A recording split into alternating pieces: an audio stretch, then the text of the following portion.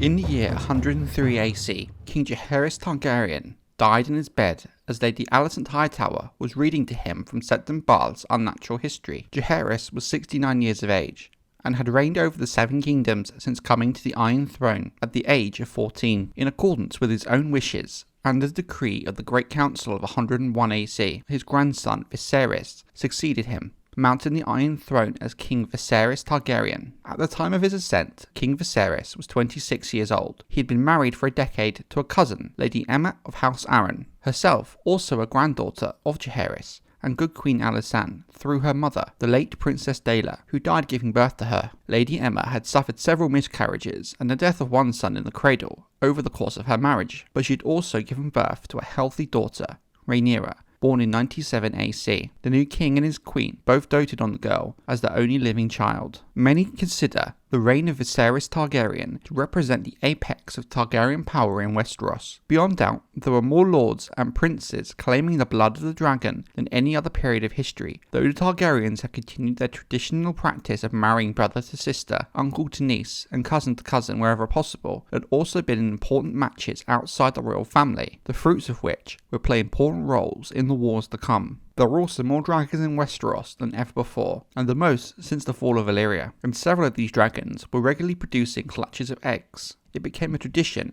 for the fathers and mothers of newborn princelings to place a dragon's egg in their cradle. It's a tradition that Princess Rhaenyra had started many years before. The children, blessed with dragon blood, hatched the eggs and bonded with the hatchlings to become dragon riders. Viserys Targaryen had a generous and amicable nature and was well loved by his lords and small folk alike. The reign of the young king, as the commons called him upon his ascent, was peaceful and prosperous. His open-handedness was legendary throughout the realm, and the Red Keep became a place of song and splendour. King Viserys and Queen Aemma hosted many feasts and tourneys, and lavished gold, offices and honours on their favourite lords. At the centre of all of this, cherished and adored by all, was their only surviving child, Princess Rhaenyra. The courts dubbed the little girl the realm's delight. Though she was only 6 when her father came to the Iron Throne, Rhaenyra Targaryen was a precocious child, bright and bold and beautiful as only one of dragon's blood can be. At 7, she became a dragon rider, taking to the sky on a young dragon she named Syrax, after a goddess of old Valyria. At 8, the princess was placed into service as a cupbearer, but for her own father,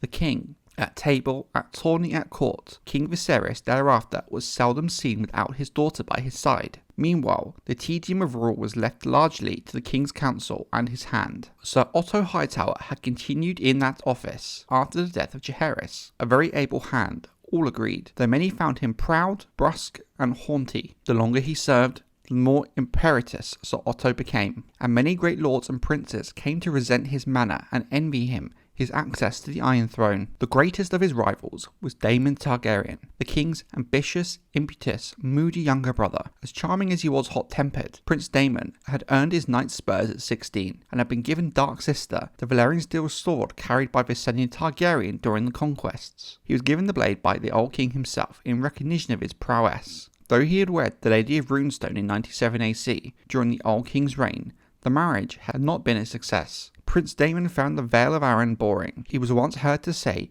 that in the Vale the men bed their sheep, but in truth you cannot fully blame them. Their sheep are prettier than their women. He developed a mislike for his lady wife, whom he called my bronze bitch, after the runic bronze armour worn by the lords of House Royce. Upon the accession of his brother to the Iron Throne, the prince petitioned to have his marriage set aside. Viserys denied the request, but did allow Daemon return to court, where he sat on the small council, serving as Master of Coin from 103 to 104 AC, and Master of Law for half a year in 104 AC. But governance bored Daemon. He did better when King Viserys made him commander of the city watch. Finding the watchmen ill-armed and clad in oddments and rags, Daemon equipped each man with a dirk, short sword and a cudgel, armoured them in black ribbed mail with breastplates for the officers, and gave them long golden cloaks that they might wear with pride around the city. Ever since, the men of the city watch have been known as gold cloaks. Prince Daemon took eagerly to the work of the gold cloaks, and often prowled the alleys at King's Landing with his men. That he made the city more orderly, no one could doubt, but his discipline was brutal. He delighted in cutting off hands of pickpockets, gelding rapists,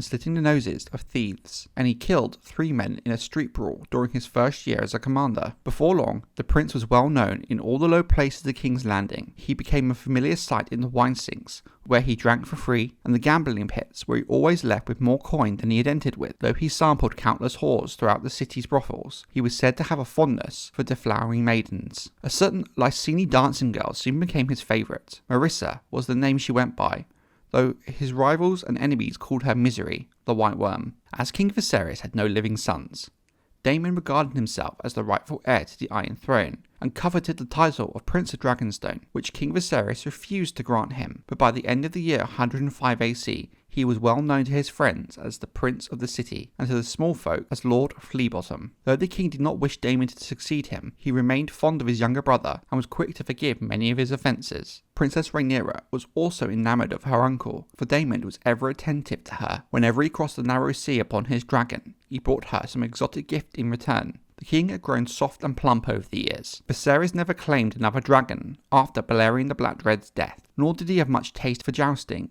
or hunting, or swordplay, whereas Prince Daemon excelled in all of these spheres, and seemed all that his brother was not: lean and hard, and a renowned warrior, dashing, daring, and more than a little dangerous. For the events that are to follow, there are 3 key sources of information. Septon Eustace, who served the royal sept in the Red Keep much of this time, and later rose to the ranks of the most devout. He set down the most detailed history of this period. We also have the testimony of Mushroom, based upon the verbal account of the court fool who at various times was the amusement of King Viserys, Princess Rhaenyra, and both Aegons, the second and third. A 3-foot-tall dwarf, he possessed an enormous head. Mushroom was thought feebly minded, so kings and lords and princes alike did not scruple to hide their secrets from him. Grand Maester Runciter and his later successors, court records, provide the last key source of information. One point Mushroom, Septon Eustace, and Grand Maester Runciter, and all other sources agree on, is that Sir Otto Hightower, the king's hand, took a great dislike to the king's brother Daemon. It was Sir Otto who convinced Viserys to remove Prince Daemon as Master of Coin, and then as Master of Law. These actions the hand soon came to regret. As commander of the City Watch, with 2,000 men under his command, Daemon was more powerful than ever. On no account can Prince Daemon be allowed to ascend to the Iron Throne, Hand wrote to his brother, the Lord of Old Town. He would be a second Maegor the Cruel, or worse. It was Sir Otto's wish at the time that Princess Rhaenyra succeed her father, yet his party foreseemed a formidable hurdle. If the precedent set by the Great Council of 101 AC was to be followed, a male claimant must prevail over a female. In the absence of a trueborn son, the king's brother, in this case Daemon, would come before the king's daughter, Rhaenyra, as Balon the Brave had come before Princess Rhaenys in 92 AC. As for the king's own view, all the chronicles agree that King Viserys hated dissension. Though far from blind to his brother's flaws, he cherished his memories of the free-spirited, adventurous young boy that Daemon had been. His daughter was his life's great joy. He often said, but a brother is brother. Time and time again he strove to make peace between Daemon and Sir Otto. The enmity between the two men rolled endlessly between the false smiles they wore at court. When pressed upon the matter, King Viserys would only say that he was certain the Queen would soon present him with a son. In 105 AC, he announced to the court and the small council that Queen Aemma was once again with child, and the king was sure that this issue of succession would soon be resolved for good. But unbeknownst to all, this was far, far from the case.